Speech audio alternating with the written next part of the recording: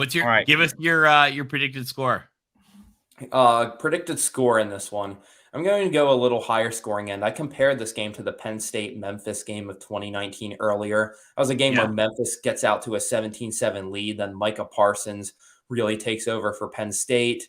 And Journey Brown, running back in his final collegiate game, unfortunately was never able to play again. Had over 200 rushing yards and really took out that Memphis defense. A lot of tackling issues were seen in that game on both sides. And I think that could be a similar way to how this unfolds. I do think that Tyjae Spears is going to get good rushing yards in this game. And as Matt mentioned earlier, I covered that USC Rice game in the fall. Before Rice was trying to pass every game to catch up, Rice was getting a lot of good running yards early on in that game. And Rice is not one of the elite rushing offenses in the country. I think Tyjae Spears is going to get his in this game. I think USC's passing offense is going to get theirs. I think a couple turnovers might swing in favor of the Trojans, and I would say USC is going to win this game. Little high scoring. Right now, I'm going to go 45-34. I like it. The Trojans. I think the spread's 3.5 right now. And total 62.5. You're going flying way over that. Oh, and will I see any of you in Arlington, Texas for the game? Are you going? Yes. Oh, nice. I'm envious. Yeah. You're going, aren't you? What? I will not be there, unfortunately. Steve, you may not be aware of this, but the state of Texas has not been the best place for USC over the past 20 years. I am a Texas alum. I was at the 2018 game with the blocked field goal and all of that. So, yes. Okay, we're not friends anymore then. All right, cut him off. Cut him off. No, I'm just teasing. Hook him horns, actually. Wait, 2017 was an instant classic there. It was. I'm just teasing. Yeah. So our days of the state of Texas, since that let's see, we had the one Cotton Bowl that went really well. The Sun Bowl didn't go well.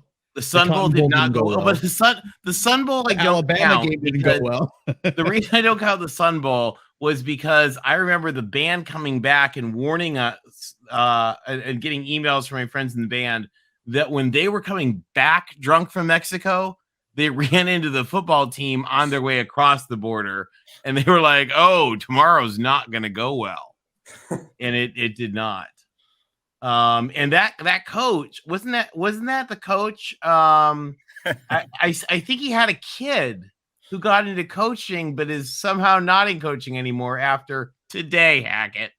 Okay, sorry, I'm done. That was Hackett. Steve, tell us what else you're doing for Underdog Dynasty during this full week of bowl coverage leading up to the Cotton Bowl on next Monday. Well, I will get in Arlington on December 31st, which is Media Day. They usually make all the players available to us. I can usually get to about every key player on the roster, conduct a short interview with them, see if I can get a story out of that. So might try some features. I usually like to see I'll ask USC players their own questions. A lot of times I do like to see from a Tulane angle what they think of Tulane and certain players on Tulane. Like I'll ask some of the defenders about what they've seen from Tyjae Spears and tackling him on film and try to get some stories out of that. But I think this should be a lot of interesting stories arising from this Cotton Bowl with the rise of USC coming back to prominence just 1 year after a 4-8 season. And then Tulane rise to prominence 1 year after a 2-10 season. So this wasn't really a matchup people expected to be a New Year's Six Bowl preseason. Well, Steve, you'll find USC is wonderful with the media. They're almost as open with the media as the Soviet Politburo. So you should be fine.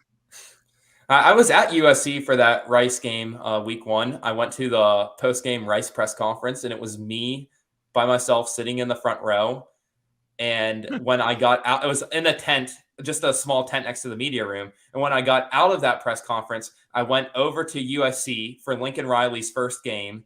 And it was about as packed as a press conference as I've ever seen for a regular season game. I just crammed myself in a corner.